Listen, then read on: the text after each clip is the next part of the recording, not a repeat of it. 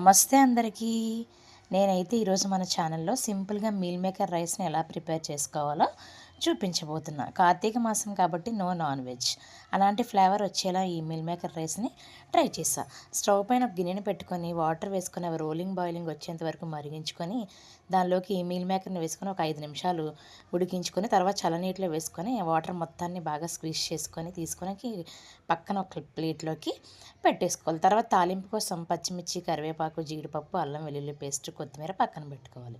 ఇప్పుడు ఒక mixie jar తీసుకొని దానిలోకి జీలకర్ర, ధనియాలు, మిరియాలు, 2 ఎండుమిర్చి, పసుపు, కారం, ఉప్పు వేసుకొని ఫైన్ పౌడర్లాగా చేసుకొని పక్కన పెట్టేసుకోవాలి. తర్వాత దీనిలోకి నేను బాస్మతి రైస్ని అయితే ఉడికించుకొని పక్కన పెట్టుకున్నాను. నార్మల్ రైస్తో చేసుకున్నా కానీ చాలా టేస్టీగా ఉంటుంది.